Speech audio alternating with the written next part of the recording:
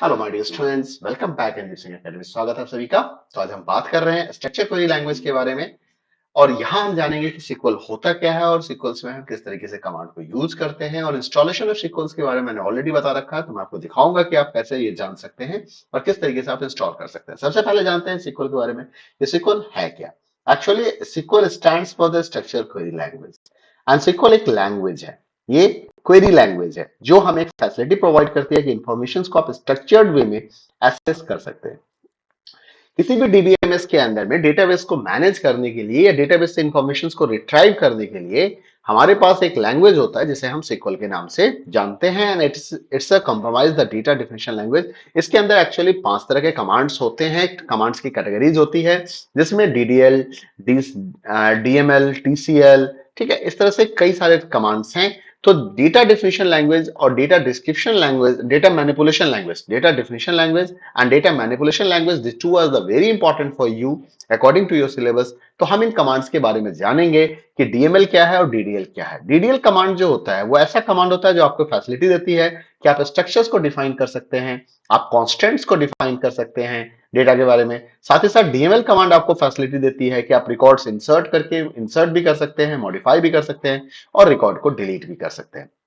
Manipulation का काम आप डीएमएल से करते हैं और डिस्क्रिप्शंस डिफाइन करने का काम जो है वो हम डीडीएल कमांड से करते हैं, जैसे create table, create database, alter table, drop table. ये जितने भी कमांड है या ड्रॉप डेटाबेस, ये जितने भी कमांड है ये डीडीएल कमांड होते हैं। वहीं पे इंसर्ट, अपडेट और डिलीट, ये जो कमांड है वो हमारा डीएमएल कमांड होता है। और एक हमारे पास एक काफी इंपॉर्टेंट कमांड है जिसको हम डीक्यूएल करते हैं, डेटा क्वेरी लैंग्वेज के अंदर आता है, and that is called select command.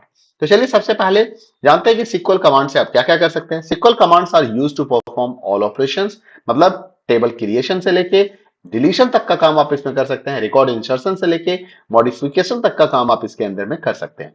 Sequel commands जो है किसी भी डेटाबेस सिस्टम्स में अगर आप काम करना चाहते हैं तो आपको सबसे पहले सीक्वल्स को इंस्टॉल करना पड़ेगा। डिफरेंट टाइप्स के सॉफ्टवेयर अवेलेबल हैं। यहां पे माई सीक्वल सर्वर की बात की जा रही है। SQL uses the terms table, हमें पहले भी हमने बताया था, row and column for relational models, क्योंकि हम रिलेशनल डेटा मॉडल की बात करेंगे, रिलेशनल डेटाबेस की बात करेंगे, जहां पे टेबल को रिलेशंस कहते हैं, रोज टपल्स के रूप में जाने जाते हैं और एट्रीब्यूट्स को हम कॉलम के नाम से जानते हैं या उसे हम फील्ड भी कहते हैं। अब MySQL सर्वर आप कहां से इंस्टॉल कर सकते हैं? इसके लिए आपको जरूरी है कि आप mySQL.dev.com डाउनलोड्स के अंदर आप जाएं और यहां से आप MySQL को इंस्टॉल कर सकते हो। MySQL को इंस्टॉल कैसे करना है, कॉन्फ़िगर कैसे करना है, ये सारा प्रोसेस यहां पे दिया हुआ है। अगर आप वीडियो के थ्रू इसे जानना चाहते हो तो मैंने ऑलरेडी एक वीडियो बना रखा है जिसका हेडिंग है हाउ टू इंस्टॉल MySQL। तो हाउ टू इंस्टॉल MySQL पे जाके आप इस वीडियो को देख के आप यहां से जान सकते हो कि कैसे आपको इंस्टॉलेशन प्रोसेस को कंप्लीट करना है। चलिए, MySQL अगर इंस्टॉल हो गया आपके सिस्टम पे तो सबसे पहले सीक्वल को स्टार्ट करते हैं। अगर सीक्वल सक्सेसफुली आपने इंस्टॉल कर लिया है, जो स्टेप्स यहाँ पे दिए गए इन सारे स्टेप्स को आप फॉलो करने के बाद आप सीक्वल्स को इंस्टॉल कर सकते हो। सीक्वल इंस्टॉल करने के बाद आप यहाँ पे देखना, आप MySQL टाइप करना। आप MySQL टाइप करोगे तो यहाँ पे MySQL कमांड लाइन क्लाइंट आपको दिखाई देगा। You have to click on this command line. Command line का जब आप MySQL इंस्टॉल कर रहे थे तो इसका आपने एक पासवर्ड भी डिसाइड किया था। मेरे कंप्यूटर का पासवर्ड मैंने रूट डिसाइड कर रखा है। मैं रूट टाइप करके मैं यहाँ पे लॉगिन कर सकता हूँ।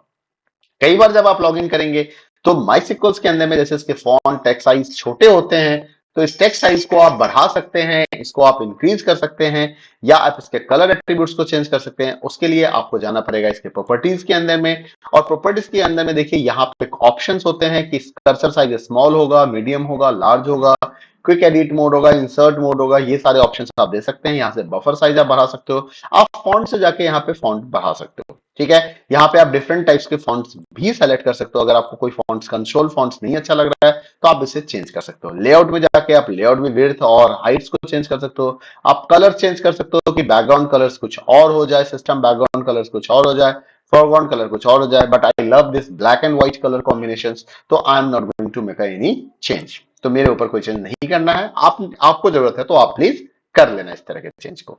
अब आपने MySQL स्टार्ट कर लिया, तो MySQL स्टार्ट करने के बाद जो सबसे पहला कमांड है जो मैं आपको बता रहा हूं, उस कमांड्स को हम कहते हैं शो डेटाबेसेज। क्योंकि MySQL के अंदर में क्या होता है कि आप सबसे पहले डेटाबेस बनाते हैं। क्या बनाते हैं आप? डेटा बेस बनाते हैं। और डेटाबेस के अंदर में आप क्या करते हो, टेबल बनाते हो, मल्टीपल टेबल्स क्रिएट करते हो, फिर आप उन टेबल्स को रिलेट भी करते हो, और टेबल्स के अंदर में आप रिकॉर्ड को इंसर्ट करते हो। रिकॉर्ड इंसर्ट करने के बाद आप रिकॉर्ड्स के ऊपर क्वेरी करते हो। तो बेसिकली आपको, और जरूरत पड़े तो रिकॉर्ड को हम डिलीट करते हैं, जरूरत पड़े तो हम टेबल को डिलीट करते हैं, और जरूरत पड़े तो हम डेटाबेस को डिलीट करते हैं। तो आप इसको ऐसे समझो कि जो डेटाबेस है वो आपका मेन कंटेनर बनेगा। यहाँ पे डेटाबेस आपका एक मेन कंटेनर बना, दिस इज योर डेटाबेस। ठीक है, इस डेटाबेस के अंदर में कई सारे हमारे पास टेबल्स होंगे, हम कई सारे टेबल्स बनाएंगे। ये स्मॉलर सर्कल जो है ये टेबल्स होंगे।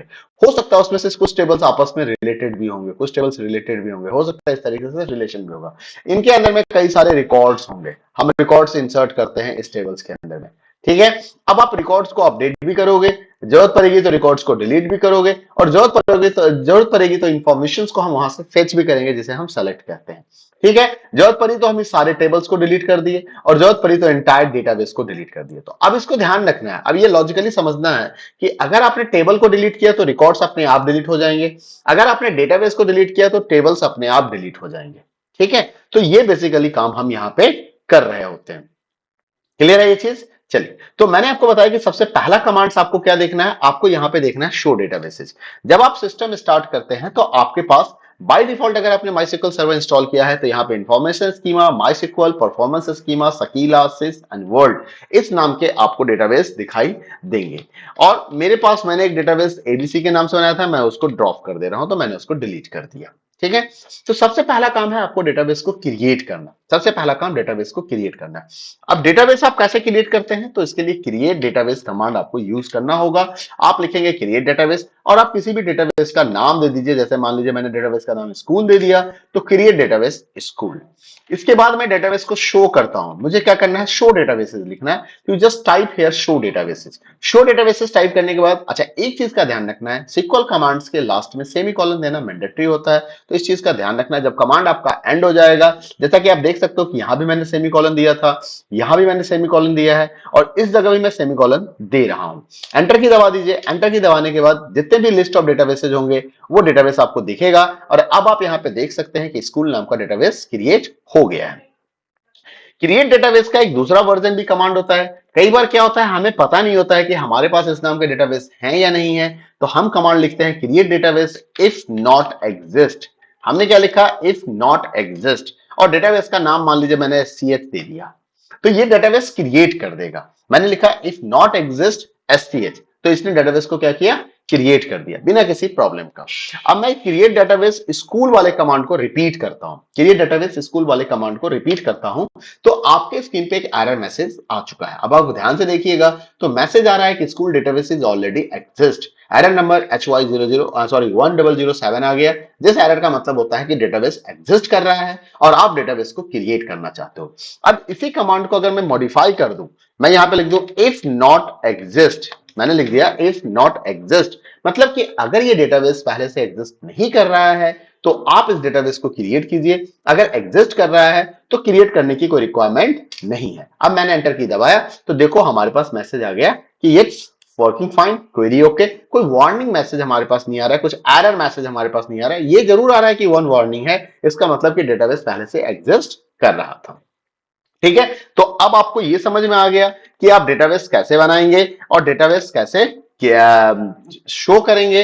और अगर डेटाबेस को डिलीट करना है तो आपको एक कमांड लिखना पड़ेगा, ड्रॉप डेटाबेस, और डेटाबेस का नाम, जैसे मान लो मैंने एक SCH नाम का डेटाबेस बनाया है, मैं इसको डिलीट कर देता हूं, तो अब मेरा वो डेटाबेस डिलीट हो चुका है। अब अगर मैं शो डेटाबेसेस करूंगा तो आप देख सकते हो कि यहां पे जो आपको स्कूल SCH डेटाबेस दिख रहा था, अब वो डेटाबेस इस जगह पे अवेलेबल नहीं है। तो इस तरह से आप डेटाबेस क्रिएट कर सकते हैं, डेटाबेस को डिलीट कर सकते हैं, और डेटाबेस को चेक कर सकते हैं कि वो एग्जिस्टिंग है या नहीं है।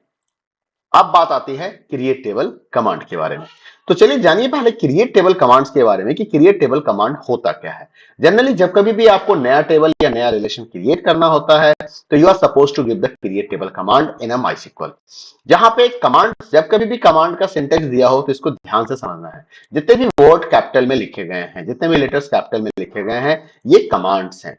एंगुलर ब्रैकेट में जो लिखा गया है इसका मतलब इसकी जगह पे आपको कोई नाम सजेस्ट करना है, आपको खुद से एक नाम देना है। स्क्वायर ब्रैकेट के अंदर में अगर कोई चीज लिखा गया है इसका मतलब ये ऑप्शनल कंपोनेंट है, तो इस चीज को ध्यान रखना है। अब यहाँ पे जब आप क्रिएट टेबल कमांड देते हैं तो सबसे पहले क्रिएट टेबल लिखते हैं, फिर आप स्पेस देके टेबल का नाम देते हैं, फिर आप ओपन पैरेंथेसिस देते हैं, फिर आप कॉलम का नाम देते हैं, फिर आप उसकी डेटा टाइप को बताते हैं और फिर आप कांस्टेंट बताते हैं। कांस्टेंट के बारे में हम बताएंगे कि कांस्टेंट होता क्या है। फिर आप एट लास्ट कॉमा देते हैं, फिर एक नेक्स्ट कॉलम का नाम बताया, डेटा टाइप दिया। कांस्टेंट बताना है तो आपने बताया, अदरवाइज आप उसको इग्नोर करोगे, कॉमा लगाओगे, फिर आप नेक्स्ट कॉलम का नाम दोगे, डेटा टाइप बताओगे, कांस्टेंट अगर जरूरत है तो देंगे। अब अगर मान लीजिए मुझे इससे ज्यादा कॉलम की रिक्वायरमेंट नहीं है तो हम क्लोज पैरेंथेसिस लगाएंगे और एट लास्ट हम सेमीकोलन लगा देंगे। ध्यान रखना है कि माई सिक्वल्स के अंदर में जितने भी स्टेटमेंट्स होते हैं वो should be and with a semicolon, वो हमेशा सेमीकोलन से एंड होते हैं। कॉलम जितने भी आप बनाओगे वो कॉमा से सेपरेट होगा। जो लास्ट कॉलम होता है, क्योंकि उसके आगे आप कोई नया कॉलम बना नहीं रहे होते हैं, तो आपको कॉमा देने की रिक्वायरमेंट नहीं होती है। अब आती है बात कि अगर आपने टेबल बनाना है तो जैसे कि हमने यहाँ पे डेटा टाइप की बात की थी, तो डेटा टाइप क्या है, कॉलम क्या है। कॉलम एक्चुअली यहाँ पे आप नाम बताते हो, आप कॉलम की हेडिंग डिसाइड करते हो। अगर स्टूडेंट इंफॉर्मेशन को मैनेज कर रहे हो तो स्टूडेंट का नाम, स्टूडेंट का एडमिशन नंबर, स्टूडेंट का क्लास, स्टूडेंट का सेक्शन, ये क्या होगा, कॉलम का नाम कहलाएगा। लेकिन इसकी कोई डेटा टाइप भी तो होंगे, यानी कि जो नाम है वो किस तरह के डेटा को स्टोर करेगा, एडमिशन नंबर किस तरह के डेटा को स्टोर करेगा, क्या वो अल्फान्यूमेरिक डेटा होगा, क्या वो न्यूमेरिक डेटा होगा। माइसिक्वल को कैसे पता चलेगा, आपको तो पता है क्योंकि आपने डिसाइड कर रखा है, अपने दिमाग के अंदर आपने सोच रखा है, but how does MySQL come to know. तो माइसिक्वल को बताने के लिए हमें क्या करना होता है, हमें डेटा टाइप बताना होता है। तो how you will show the data type, तो डेटा टाइप बताने के लिए आप यहाँ पे कैर, वैरकर, डेट, इंटीजर, डेसिमल, ये कुछ डेटा टाइप्स हैं, कुछ most frequently used data types हैं जिसके बारे में यहाँ पे बताया गया है। कैर क्या है, फिक्स लेंथ कैरेक्टर स्ट्रिंग्स है।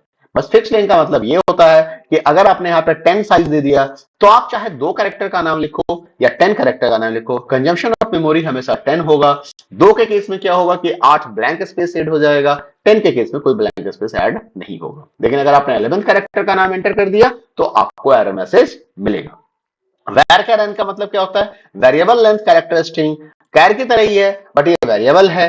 यहां पे अगर आपने साइज दे दिया है 10 तो इसका मतलब ये नहीं कि 10 ही होगा, 10 का मतलब हो गया मैक्सिमम नंबर ऑफ कैरेक्टर्स, कि 10 साइज, मैक्सिमम 10 साइज तक का स्टोरेज इसमें अलाउड है।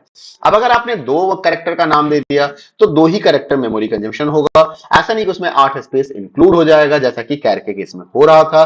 लेकिन अगर आपने 10 का दे दिया तो 10 कंजम्पशन होगा, 11 दोगे तो एरर मैसेज आएगा। डेट को स्टोर करने के लिए, और डेट का जो फॉर्मेट होता है माइसिक्वल के अंदर में YYDD फॉर्मेट होता है, इस चीज का ध्यान रखना है। Integers to store the integer number, कोई भी इंटीजर नंबर स्टोर करने के लिए। डेसिमल फ्रैक्शनल वैल्यू को स्टोर करने के लिए। Fix point number M represents the number of significant digit that are stored for the values and D represents the number of digits that can be stored following the decimal point. These अगर 0 होगा, specified नहीं होगा, तो आप इसके does not contains any decimal part, मतलब यहां पे अगर आपने D नहीं दिया तो आप डेसिमल पार्ट नहीं डाल सकते हो, जैसे पॉइंट के बाद आप डाल रहे हो वो नहीं डाल सकते हो। ठीक है, डेसिमल 5,2 मतलब 5 डिजिट का हम डेसिमल पॉइंट यहां पे डालेंगे वैल्यू। अब आते हैं, अब आपके सामने एक टीचर स्कीमा है, रिलेशन स्कीमा यहां पे दिया गया है। Schema of the table teachers का दिया गया है कि मान लो एक टीचर टेबल आपको क्रिएट करना है, तो आप कैसे क्रिएट करोगे, जिसके कॉलम्स की आईडी है teacher ID, first name, last name, gender, date of birth, salary and department number. तो इस नाम से मान लीजिए आपको अगर टेबल क्रिएट करना है तो क्रिएट टेबल कमांड यहाँ पे क्या बनेगा, यहाँ क्रिएट टेबल बनेगा, क्रिएट टेबल, और उसके बाद आपको कॉलम टेबल का नाम देना है, ओपन पैरेंथेसिस देना है, कॉलम का नाम देना है, डेटा टाइप बताना है, उसके बाद आप सेकंड कॉलम का नाम देंगे, डेटा टाइप बताएंगे, साइज बताएंगे, थर्ड कॉलम का नाम, data type, size, comma, fourth column का नाम, data type, size, comma, fifth column का नाम, डेटा टाइप, साइज। अब देखिएगा डेसिमल में M,D लिखा हुआ है यहाँ पे, मतलब 10 maximum number of digits allowed and 2 decimal points. Date of birth, date data type हो गया, डिपार्टमेंट नंबर इंटीजर हो गया। नाउ अब यहाँ पे मुझे, यहाँ तक कॉमा तो हमने दिया था, यहाँ मुझे कॉमा की रिक्वायरमेंट नहीं है क्योंकि this one is the last column of this table, तो हमने क्लोज पैरेंथेसिस दिया और सेमीकोलन लगा दिया। तो इस तरह से आप टेबल को क्रिएट कर सकते हैं। तो आइए मैं आपको एक टेबल क्रिएट करके दिखाता हूं सबसे पहले कि टेबल्स को कैसे क्रिएट करना है। यहाँ पे देख सकते हैं क्रिएट डेटाबेस आ गया आपको सामने। तो आइए, डेटाबेस चेंज भी हो गया हमारा। अब मैं एक चीज और आपको दिखाना चाहता हूं कि सपोज कीजिए, चलिए सबसे पहले मैं टेबल्स क्रिएट करके आपको दिखा दूं। आज के लिए इतना ही रखेंगे क्योंकि सेशन लंबा हो रहा है। अब मान लीजिए मैं यहां से क्विट कर जाता हूं, मैं यहां से क्विट कर जाता हूं तो मेरा MySQL बंद हो गया। मैं स्टार्ट पे आता हूं और MySQL कमांड लाइन पे क्लिक करता हूं तो मेरा MySQL स्टार्ट हो गया। मैंने यहाँ पे पासवर्ड डाला रूट, तो रूट पासवर्ड आ गया। अब मुझे अपने एग्जिस्टिंग डेटाबेस के साथ काम करना है। जो डेटाबेस मैंने बनाया था मैंने उसी के साथ काम करना है। मैं नया डेटाबेस नहीं क्रिएट करना चाहता हूं क्योंकि ऑलरेडी स्कूल डेटाबेस बना हुआ है। तो अगर मैं यहाँ पे क्रिएट डेटाबेस स्कूल लिखूंगा तो मुझे एरर मैसेज मिल जाएगा। तो स्कूल डेटाबेस तो बनाना नहीं है, मुझे क्या करना है, उसे यूज करना है। क्या करना है? यूज करना है। ध्यान रखिएगा MySQL केस सेंसिटिव नहीं है, तो आप स्मॉल और कैपिटल दोनों ही लेटर में कमांड को दे सकते हैं। तो अब आपको यहाँ पे क्या लिखना है? Use school. क्या लिखना है? Use school. तो यहां मैसेज क्या आएगा? Database change. अब अगर आप इसके अंदर में शो टेबल्स करोगे तो अभी आपके पास कोई टेबल्स अवेलेबल नहीं है। अब आइए इसके अंदर में टीचर्स केवल क्रिएट करते हैं। तो क्रिएट टेबल टीचर, ठीक है। ओपन पैरेंथेसिस डाला मैंने यहाँ पे नीचे। उसके बाद हमारा सबसे पहला कॉलम था टीचर आईडी, तो मैंने यहाँ पे टीचर आईडी लिखा, इंटीजर दे दिया, कॉमा लगा दिया। उसके बाद था फर्स्ट नेम, मैंने यहाँ पे फर्स्ट नेम लिखा। ध्यान रखना है कॉलम के नाम में स्पेस अलाउड नहीं होता है, तो आप प्लीज फर्स्ट नेम और इसके बीच में स्पेस मत दे दीजिएगा। मैंने यहाँ पे फर्स्ट नेम 20 दे दिया, कॉमा लास्ट नेम लिखा मैंने, यहाँ पे लास्ट नेम दे दिया, वेरकैर, और यहाँ पे मैंने इसे भी 20 दे दिया। उसके बाद मैंने यहाँ पे जेंडर लिखा, जेंडर को मैंने कैर बना दिया, साइज 1 दे दिया। उसके बाद क्या था, एक बार देख लें क्या टेबल का स्कीमा है। यस, जेंडर के बाद salary and then date of birth and then department number, ठीक है। तो उसके बाद मैंने यहाँ पे सैलरी लिखा, सैलरी में हमारा आ गया डेसिमल, यहाँ पे मैंने 10,2 लिख दिया, ओके, कॉमा। उसके बाद क्या था, सैलरी के बाद जेंडर, सैलरी, और क्या था, यस, डेट ऑफ बर्थ। तो यहाँ पे मैंने डेट ऑफ बर्थ लिखा, डेट ऑफ बर्थ, ठीक है, डेट ऑफ बर्थ, और इसे मैं डेट डेटा टाइप कर दिया। और उसके बाद क्या था, डिपार्टमेंट नंबर, तो मैंने यहाँ पे डिपार्टमेंट नंबर लिखा, और इसे इंटीजर बना देते हैं, इंटीजर ही बताना था तो इंटीजर बना दिया, तो इसे इंटीजर बना दिया, हो गया। नाउ अब मुझे इसके आगे कोई कॉलम नहीं चाहिए, तो मैंने यहाँ पे से पैरेंथेसिस क्लोज किया, सेमीकोलन लगाया, एंटर दबाया, मेरा टेबल यहाँ पे क्रिएट हो गया। अब अगर मैं शो टेबल्स करता हूं यहाँ पे, तो शो टेबल से मैं देख सकता हूं कि मैंने कौन सा टेबल बनाया। टेबल का नाम क्या है? टीचर्स। और ये टेबल्स कहां बना है? स्कूल डेटाबेस के अंदर में, ठीक है। तो for today's this one is enough. मैं कोशिश करता हूं कि 10 मिनट से ज्यादा का वीडियो ना बनाऊं, सो दैट्स कि आप इजिली उसे क्विकली देख सके। तो मिलते हैं अगले वीडियो में अगले कमांड्स के साथ। तब तक के लिए अपना ख्याल रखिएगा। Bye bye, take care.